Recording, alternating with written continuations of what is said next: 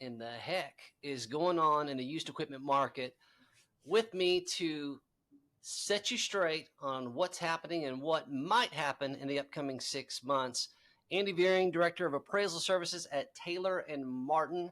Andy, welcome back to the hot seat. All right, thanks for having me, Spencer. How you doing? I'm doing good. So you and I connected a little over a year ago in what was one of the most phenomenal periods for used equipment values in the history of the industry. Is that hyperbole of what I just said, or is that okay? No, you're dead right. Yeah, we hadn't seen prices like that ever. And it just a literally once in a lifetime scenario for people that own fleets. Right now, not so much. And so maybe just to kind of set the context of this conversation, because we got a lot of ground to cover. Just give us for instance, of maybe something this time last year, or maybe let's call it this time Q1, or Q1 2022 versus now. Same pieces of equipment are relatively similar. What are we looking at in terms of value change, just to kind of set the stage here? Okay. Well, we've been selling some brand new trucks here recently, fleet trucks. We'll call them 2024 Kenworth T680s with a Cummins. They are bringing right around $180,000 to $190,000 now, and they were getting upwards of $220,000 to $230,000 a year ago. So you're looking down 40-50%. Wow. Yeah, and it's consistent. Yeah. So what are you seeing in terms of inventory right now for in terms of activity at auctions? Just give us a sense of what you're seeing in that environment. Right. So what really happened is during the pandemic, people had money, resources from the government, lack of restaurants, things open, so they had extra cash flow. And so what they're doing is they're purchasing goods, and that is great for the trucking industry because we're the ones that move the goods. Now we're having a shift. People are starting to spend what money they do have on services. And with the higher interest rates, people have less money in their pockets, so less demand for trucking. Rates have gone down. So the demand for new trucking companies and old trucking companies to grow their inventory is not anywhere near what it was last year. The supply chain had a big effect in how many new trucks were being produced. Last year and the year before, they were having a lot of trouble getting new trucks out there, and there's just a huge demand for anything to move equipment. Now they're starting to catch up, and inventory levels are starting to shift, and we're starting to see a lot more opportunities for trucks and trailers for people to buy. And it's a supply and demand. So now a little less demand and a lot more supply, values are dropping. Right. So what does that mean? Like for the let's say, what does it mean for the fleet owners who loaded up, let's call it the last 12 to 18 months, maybe they recycled their fleet. What situation are they in today relative to their balance sheet? Right. New debt market. How does that affect the way that they manage their fleets? Well, the market was so strong for 2 years, last year and the year before. There was a lot of newcomers to the market. So those guys came in the market making great money, spending a lot of money to get equipment because it was expensive, and everything was fine. Well, now they're not making money, and yet they still owe what they paid on these trucks, unless they just paid them down right away, which typically doesn't happen. So we're in a situation where they have overpriced equipment that doesn't have a whole lot of value left comparatively, and they can't make money. So the banks are really starting to tighten up on these guys that are over leveraged on their equipment and not bringing the income in. And that's not the only, and that's not the only thing changing. We've also got, this government can't help themselves, and they throw some regulation out there. So in terms of these regulations, emission regulations that scheduled to hit 2027. How do you expect that to affect equipment values between now and then? This one scares me a little bit. This is a bigger change than we had in 07 to 08 as far as emissions regulations. And if you remember back in 08, 09, when they had these new emission trucks come out, they had a lot of problems with them, a lot of downtime. and they didn't raise new costs. I'm hearing reports that they're looking at a $25,000 increase in new cost on a truck in 2027. That's going to have these updated emissions, which generally affects performance. Mm. So we're expecting a very large pre-buy in 25 and 26 model year trucks that they can run on the road before the emission trucks come out there. So it's going to be a real interesting 25 and 26. I think there's going to be a boatload of orders, people trying to get in before the regulations. Mm-hmm. So, one of the places that our worlds collide and intersect is obviously in the merger and acquisition world. And I'm just wondering, like, how do you think that could potentially affect the way that buyers, specifically strategic buyers, value fleets that maybe have equipment in it that don't satisfy those emission regulations? Right. I think in the short term, the rest of this year, early part of next year, we're gonna see a lot more bankruptcies or failures to put more equipment back onto the market. Actually, um, in 2027 or pre 2027, I think we might see an uptick in acquisitions. We're going to see companies that see the writing on the wall that they're going to have to hit all these regulations, especially if they're out in California or they Right. run in California, and they're going to make decisions on, do I make this huge investment to upgrade my fleet, or is this time to get out? So I think the larger companies are going to see some opportunities to grow, and some opportunities for people to get out of the market that are just scared.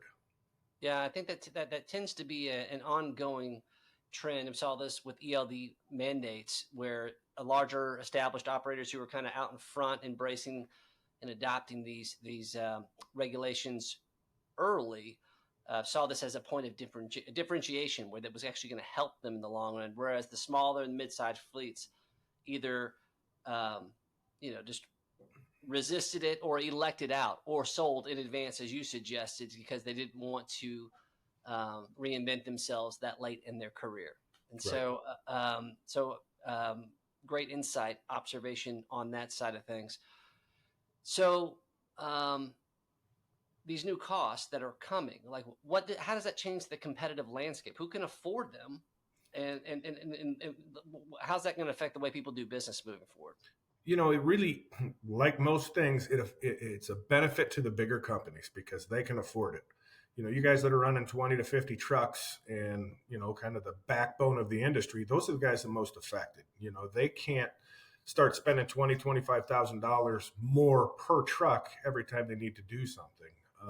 So there again, it's advantage to the big boys. And that's where people are going to make those decisions, whether to move forward to meet these regs or fold them. Mm-hmm.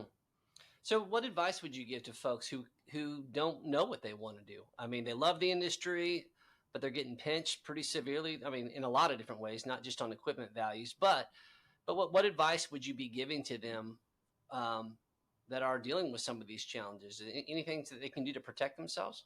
I mean, more than likely, your 25 and 26 model year trucks, their values are going to hold because they're going to be the higher demand in the secondary market. So if they don't do the investment on the new regs, they're going to be sitting on tractors that are worth more than they traditionally would be, just because they have those. It's kind of just like what we saw in 05, 6, and 7. Those model year trucks held their value so much better than an 08, 09. So what they have in equipment is going to be valuable.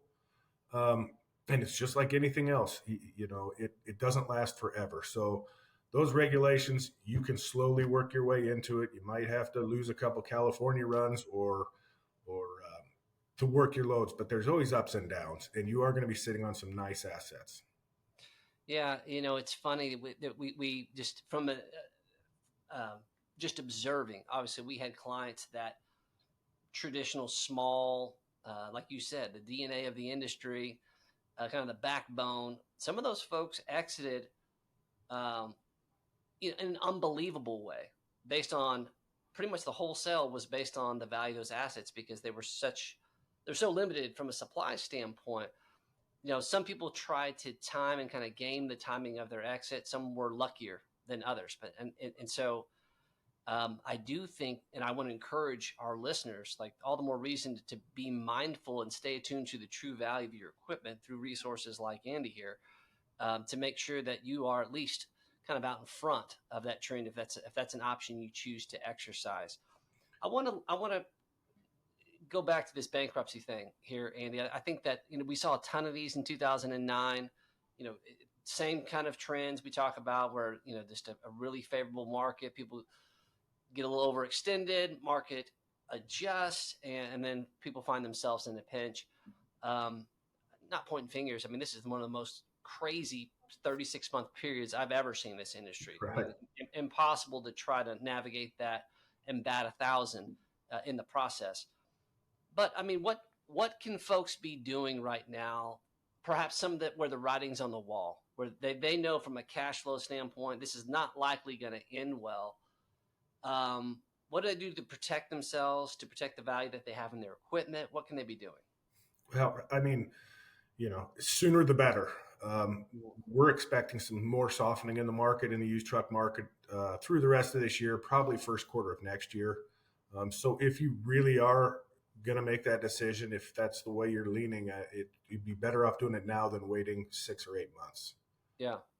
So just I'm not going to hold you to this, but if the bankruptcy trend transpires and we experience what you think we might experience, how might equipment values, the same equipment value today versus where it is maybe Q1 of 2024, like what would the difference be at that point?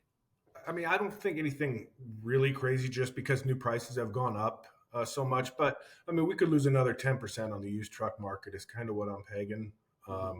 When new cost goes up so much, there's always a demand for trucking. I mean, there's always some demand. So we need a certain amount of equipment out there. So it is going to hold some value. But I do think we're probably going to lose another 10%. Yeah, and I think that in terms of putting that in real dollars to standpoint for that profile that you're talking about, let's just say if their equipment was worth $10 million, it went down to $9 million. Yeah. I mean, that $1 million of what would have been net proceeds is no longer going to be a part of that person's retirement proceeds moving forward. So that's real money. I mean, yes. even at 10%, for a lot of folks, that changes the whole trajectory of what their retirement might look like. So really timely insights, and I appreciate that. Hey, Spencer, I did want to throw one thing in. I didn't want to be negative on the 2027 equipment. Yeah. It's just there's potential to have the same type of problems we had in 08 and 09. So hopefully they do have it figured out and the product is great and its first run, we're all happy. You just have to be prepared if it's not. I think that's good advice. And so stay sharp out there, hot seat listeners. And we've got the right guests pointing you in the right direction. What about other predictions? What do you see in terms of the freight market as a whole? What do you see developing that you have your eye on? Well, right now I'm really focusing on the inventory levels.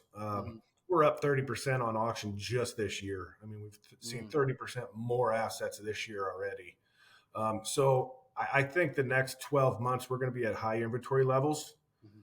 I think the spot rate and contract rates are going to remain relatively low through the rest of the year. So the demand isn't going to be through the roof. And I think it's going to be late next year before we see a lot of newcomers back to the market. So it's going to be, kind of standard what we're looking at right now as far as values now and to 10% down and a lot of volume. So you can pick and choose a little bit. But not seeing any big swings in the next 12 months, honestly. All right. You've heard it here, folks. All right, final question, a little bit of a wild card for you, and you know the drill here. So, your beloved Cornhuskers, college football season will be upon us before we do it. Will the Cornhuskers go to a bowl game and win it? Yes or no? Yes. What will their record be at the end of the season? I think they're going to be 8-4. All right. For the record, I've said that for like the last 7 years, and I'm 0 for 7. I'm an optimist. Well, you and me both with my Dallas Cowboy Super Bowl predictions. Yeah, I'm not going to back down. All right. right, right. Hey, Andy, thanks so much you're such a tremendous resource to the industry. Thanks for taking time off and giving us an update in an area we really need to know what's going on. So that's going to do it for us in the hot seat, folks.